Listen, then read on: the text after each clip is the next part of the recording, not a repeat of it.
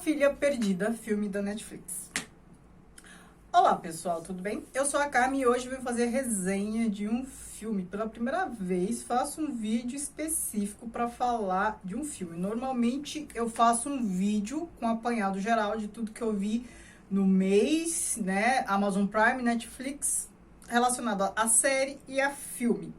Dessa vez eu resolvi fazer um vídeo específico. Eu fiquei com vontade de fazer isso desde Ataque dos Cães, que eu comentei num vídeo, né, mensal, e eu fiquei com vontade de fazer um vídeo à parte. Aí comecei a pensar, por que não fazer alguns vídeos à parte sobre alguns filmes? Não vou fazer isso com todos os filmes, nem com todas as séries, enfim, só o que eu achar interessante para esse canal. Este ainda é um canal literário e eu pretendo fazer resenha de filmes que podem nos enriquecer, inclusive em análise literária. A gente consegue links com a literatura, né? Alguns filmes assim que eu senti que vale a pena falar sobre ele. Ah, então filme com base em livro? Não necessariamente, né? Porque muitos filmes são baseados em livro, né? Isso não é motivo para fazer vídeo sobre ele. Mas é um filme assim que eu acho que tem aspectos legais para analisar, certo? Então tá, vamos lá. A Filha Perdida é um filme baseado no livro da Elena Ferrante, né? Aquela autora italiana. Não li este livro da Elena Ferrante, só vi o filme e não sei nem se eu vou ler o livro, porque eu não gosto muito de ler o livro depois que assisti o filme. Assisti o filme depois que li o livro, ok, mas o contrário não me agrada muito, né? Poucas vezes fiz isso. Do que trata o filme? É a história de uma professora de meia-idade, interpretada pela ótima atriz Olivia Colman, que vai tirar férias lá numa prainha lá da Grécia. E ela, a princípio, está sozinha. Então, assim, ela aluga lá um apartamento sozinha, a praia também sozinha, então ela nada, toma sol e tal, leva algumas coisas para anotar, né? Ela tá de férias, parece que tá trabalhando. Então, parece um lugar perfeito para descanso. Até que, quando ela tá na praia, chega uma família, um monte de gente. Aí é um povo que faz bagunça. Aqui a gente falaria que os farofeiros chegaram na praia, né? Mas é um povo que faz bagunça, tem uma grávida, aí tem uma outra lá com a menina e tal. Ela se incomoda muito no começo com isso, né? O que eu compreendo perfeitamente, né? Você tá lá num lugar em paz e de repente chega um monte de gente fazendo bagunça, parece que a pessoa que tá sozinha é que é a intrusa. E a praia é dos outros, né? Essa sensação. Então, no começo, ela também fica até um pouco hostil, assim, quando eles entram em contato para pedir alguma coisa e tal, mas depois ela cede. E ela percebe que ela vai ter que dividir essa praia com eles, né? Todos os dias. Ela começa a despertar interesse por uma moça desse grupo, a tal de Nina. É uma moça interpretada pela Dakota Johnson. E essa moça, ela tem uma filha pequena. E a personagem da Olivia Colman se chama Leda. E a personagem da Dakota Johnson, Nina. Ela começa a prestar muita atenção, a desenvolver muito interesse por essa Nina. Ela até anota o nome dela assim no caderno. Começa a observar muito. E aí começa a se entrosar também. Mas ela tem esse interesse, mas fica à distância. E aí a gente percebe que esse interesse dela por essa Nina é porque essa Nina é um gatilho para ela se lembrar dela mesma no passado, né? E aí a gente tem flashbacks do passado da Leda. Ela, quando era mais jovem, com filhas pequenas, né? Então, por isso que ela fica tão atraída por essa Nina. Então, ela se enxerga um pouco na Nina. A princípio, quando eu vi essa situação de ela na praia, uma professora na praia, aí depois chega uma família, ela começa a ficar assim, meio obcecada por uma pessoa dessa família, isso me fez lembrar a Morte em Veneza, né? Aquela situação, o professor vai lá, fica encantado, obcecado pelo Tadzio e tal. E me lembrou Morte em Veneza, só que aqui a história é outra, muda de rumo, né? Então, é uma certa obsessão que depois toma um outro rumo. E por meio dos flashbacks que a Leda vai tendo, a gente vai entendendo quem é a Leda, né? Então, assim, ela vai se lembrando de algumas situações e ela vai ficando... e aí o espectador vai entendendo quem é a Leda e a gente vai entendendo por que ela fica, ao mesmo tempo, obcecada e incomodada com a Nina. Este é um filme bem interessante, de poucos diálogos, né? Tem menos silêncio que tem o Ataque dos Cães, mas tem muito silêncio. E filme assim, com poucos diálogos, a gente tem que prestar atenção em muitos detalhes, porque tudo informa, né? Tem muita coisa ali que é simbólica, né? E a gente tem que prestar atenção nesses detalhes. Por exemplo, nas frutas, na fruteira, que, né, quando ela chegou, as frutas estavam belas e tal, depois, quando ela vai pegar as frutas, a parte de cima tá bonita, mas quando ela levanta, vê, embaixo tá tudo podre. Isso é muito revelador. E filme assim também tem que ser interpretado por bons atores. Porque se não tem muito diálogo, o ator tem que comunicar por meio de gestos, de expressão, de olhar, né?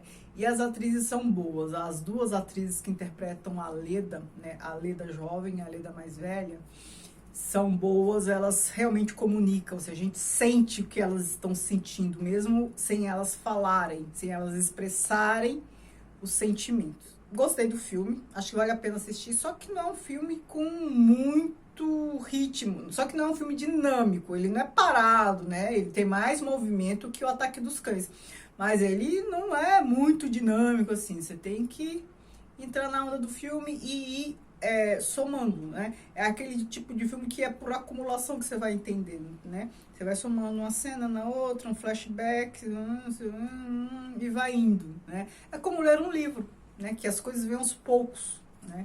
Eu gosto muito de filme assim, exatamente porque nos aproxima da literatura.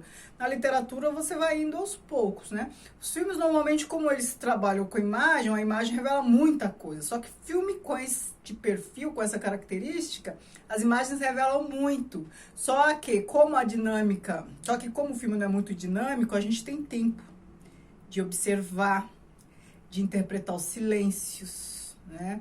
Toda a simbologia que ali por trás. Agora, se você não leu o livro e não assistiu o filme e não gosta de spoiler, eu sugiro que você pare de assistir este vídeo, porque agora eu vou analisar algumas coisas e vou dar spoiler. Não dá pra fazer análise sem spoiler. E eu não faria um vídeo sobre este filme se fosse para não analisar. Tá, só fazer um resumo e dizer se gostei ou não, isso aí eu poderia fazer no vídeo mensal, né? Se eu tô fazendo um vídeo específico, é porque eu quero analisar algumas coisas. O que a gente tem de interessante, para além do que eu já contei? O que a gente tem de interessante neste filme? A gente tem essa personagem que se chama Leda. E o nome dela não é por acaso, né? É a Leda da mitologia. Qual é a história da Leda da mitologia? A Leda é a mãe da Helena de Troia. E a Leda, ela foi fecundada por Zeus, né, em formato de cisne, né? O Zeus se transmutou, aquele deus maior que copulava com tudo que se movia, ele se transmutou lá no cisne e fecundou a Leda. Ela botou 2 ovos, de um desses ovos nasceu a Helena de Troia, aquela, né, que foi aquela que deu a invasão à Guerra de Troia. Então a personagem principal se chama Leda. A Leda, que foi vítima de um estupro, né? Ela foi estuprada por Zeus, certo? E aí a gente tem a filha da Nina, né? Lembra que a Leda ficou bem obcecada pela Nina, a moça jovem lá do presente? A filha da Nina se chama Helena. Olha só que coincidência, só que não. Então a gente tem a Leda aqui e o espelho da Leda tem uma filha chamada Helena, né? Isso é bem interessante. E a Leda, como eu falei, ela é professora de literatura comparada. Só que nos flashbacks que a gente tem, né? A gente tem aí a Leda jovem, ela trabalhando com tradução, ela ali, tradução de italiano, né? A autora é italiana, então sem tradução de italiano e tal. E a Leda jovem, ela trabalha com crítica literária, tradução, ela parece ser bem competente na área dela. E ela analisou um poema do Yeats, que é sobre essa história mitológica da Leda e do cisne. Veja só, não é por acaso, essas coisas não estão por acaso, né? Como eu estou falando da Leda jovem, não posso deixar de comentar por que a Leda se incomodava tanto com a Nina e ficava tão obcecada por ela. Porque eu falei pra vocês, a Nina era um gatilho pra Leda e a Leda lembrava dela jovem. Aí o que a gente descobre da Leda jovem? A Leda jovem, ela tá casada com 2 filhas pequenas. o que a gente percebe? Que ela é uma pessoa fora do lugar. Ela queria estar totalmente dedicada à literatura, à tradução, à análise, a participar de congresso e tudo mais. Ela não nasceu para aquilo, né? Para ser mãe e tal, estar naquela situação. A gente tem ali uma Madame Bovary. A gente tem uma Madame Bovary que está totalmente fora do lugar, está cumprindo um papel social que a maioria cumpre, mas ela se sente deslocada. Aquilo não é para ela. A vida dela era a literatura. Tá, isso acontece com muita gente, acontece. Mas o que a gente vai descobrindo? Que ela não é uma boa mãe por conta disso. Por que a Leda do futuro, mais velha, ficou tão incomodada com a Nina? Que ela foi percebendo algumas coisas ali muito semelhantes, né? Ela foi percebendo na Nina detalhes que ela conhecia em si. A Leda do passado, às vezes deixava de cuidar das filhas e para ficar traduzindo. Então, assim, tava com fone de ouvido lá, tradução, as filhas chorando, o marido pedindo para ela ir lá ver, porque o marido estava ocupado vendo outra coisa do trabalho também. Ela simplesmente põe o fone de novo e continua e deixa as filhas chorando. Tem uma cena que me comoveu bastante, fiquei com muita dó, da filha mais velha dela, que machucou o dedo,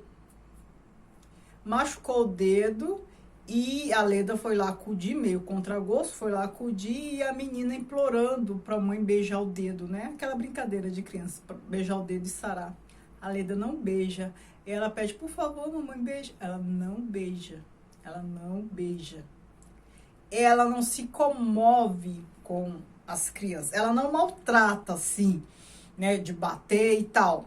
Mas ela fica realmente incomodada em exercer aquele papel, né? Então, assim, não era a vida que ela queria ter, né? Então, e a maternidade a gente sabe que não é fácil. Tem muita gente que romantiza a maternidade, mas a maternidade não é fácil. Tem que ser uma dedicação, né, integral, uma anulação da mulher, do seu papel profissional, muitas vezes, né? E isso não era para ela. Ela queria o papel profissional. Tanto que ela abandona as filhas, né? Ela vai no congresso, encontra um cara lá que fala bem de um texto que ela fez, ela tem um caso com o cara, então ela fica ali deslumbrada, aquela é a vida dela, estar em congresso, ser valorizada pelo trabalho que ela faz, tal. Ela se envolveu com esse cara, ela abandonou as filhas, o marido e as filhas, mesmo ele pedindo para ficar. Ela deixou 2 crianças pequenas, de 7 e 5 anos, alguma coisa assim, e foi embora porque não era a vida para ela. Depois de 3 anos ela voltou, tá? Por que a Leda do futuro lá na praia ficou bem incomodada com a Nina? Porque ela tava vendo ali um espelho, né? Ali era gatilhos, aí aos poucos a gente vai descobrindo o que aconteceu com a vida da Leda, né?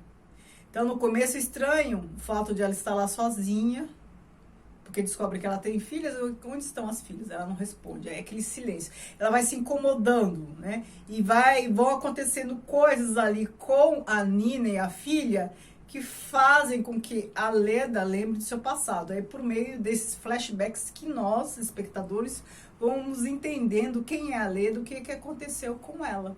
Então, assim, ela é uma mãe, ela é o que muitos diriam, é uma mãe desnaturada, que abandonou.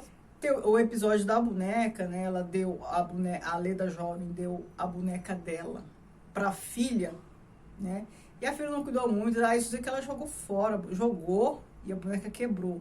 E aí a Nina, a filha da Nina, tem uma boneca e a filha se perde lá, ela acha a menina, só que nessa busca aí pela menina, ela, Leda, acha a filha da outra, entrega, aí os laços se estreitam entre elas, tal, só que neste rolo da minha Zumi, ela pegou a boneca da menina. E a menina chorando, colocaram cartaz em busca da boneca. Ela pegou a boneca da menina. E essa boneca também é um link para o passado. Então, assim, comprou roupa para a boneca, trocou de boneca. Então, assim, parecia que ela estava querendo recuperar o tempo perdido.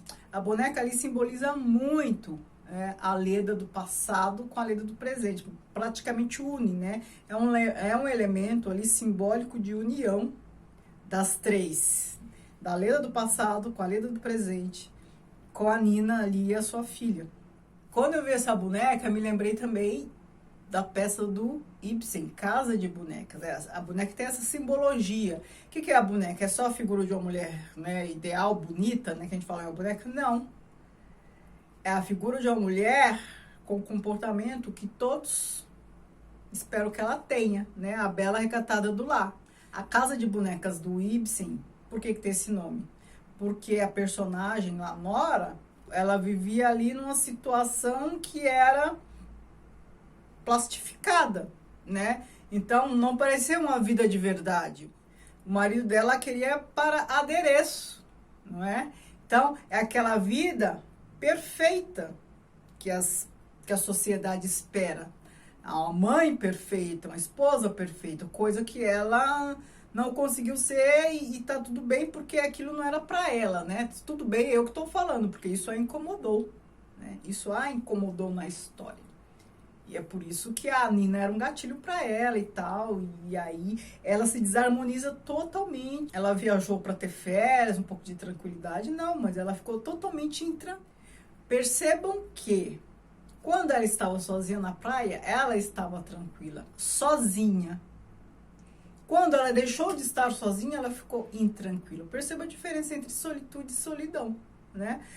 Uma coisa é você estar sozinho e não se sentir sozinha. Ela não se sentia sozinha quando estava sozinha. Outra coisa é estar acompanhado ali no meio de um monte de gente e se sentir só. Né? Como ela se sentiu, né? Ela se sentiu só, desarmonizada, enfim. Ou seja, essa questão da solidão, ela tem muito mais a ver com o nosso estado de espírito do que com a questão física de ter outras pessoas ou não por perto. Então é isso, espero que vocês tenham curtido. Me digam o que vocês acharam do filme que assistiu ou que achou do livro. Quem assistiu o filme e leu o livro, vale ainda a pena eu ler o livro? Não tenho o livro, mas poderia ter. Enfim, o que tem de diferente, melhor ou pior no filme em comparação ao livro? Vou adorar interagir com vocês. Muito obrigada, beijos e tchau, tchau.